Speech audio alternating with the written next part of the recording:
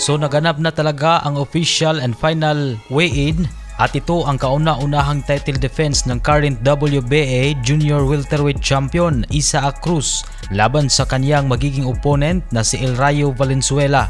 Si Pitbull ay kumuha ng 140 pounds na timbang, samantala si Valenzuela naman ay nakakuha ng 139.8 pounds.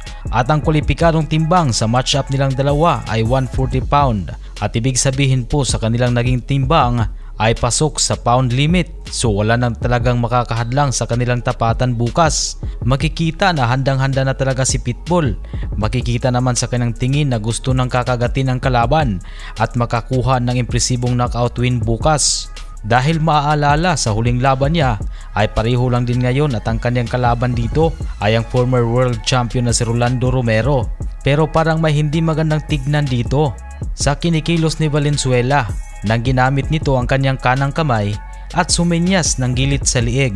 Biglang nagyabang na agad si Valenzuela, pinapakita niya na kanyang tatapusin si Pitbull. Pero sa ibang mga tagahanga naman ng boxing ay baliwala lamang ito. Ngunit ito ay mahigpit na ipinagbabawal para sa ibang mga pampalakasan dahil ito ay makukonsiderang foul ang ganitong senyas. Dahil kung tutuusin ay maging sa NBA ay milyon-milyong piso ang multa kapag gumamit ka ng ganitong sinyas. At bukod sa NBA ay yan din ang rason kung bakit medyo nabatikos ang ating kababayan na si Vincent Astrolabio nang gamitin din niya ang ganyang sinyas sa laban niya kontra Nakatani. Pero kahit pa man ganyan ang pinapakita ni Valenzuela ay tahimik at walang kahit anong reaksyon si Pitbull dito. Siya ay nakatingin ng husto sa mga mata ni Valenzuela na parang may markang iniwan ang kanyang mga titig. Kaya kabang-abang ito kung ano ang magiging kahihinatnan ng kanilang sagupaan bukas. Marami ang naniniwala na ang laban na ito ay punong-puno ng aksyon dahil makikitang parehong agresibo ang dalawang boksingero na si Pitbull at Valenzuela na talagang parehong bakbakan ang mga gusto at hindi takbuhan sa mga naging nakatapat nila sa lona. At ito ay nakakapanabik ng panoorin bukas.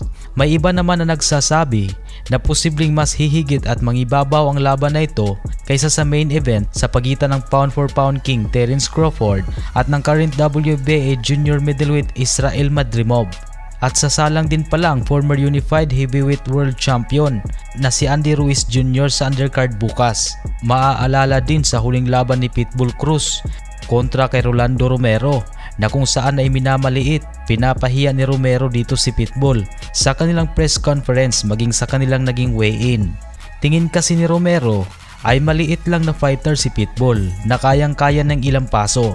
Ngunit ganun na rin talaga ang mundo ng boxing. Hindi mawawala ang mga pangtatrash talk. Pero sa huli ay doon na malalaman kung sino ang totoong matibay kapag nagtuos na sa ibabaw ng lona.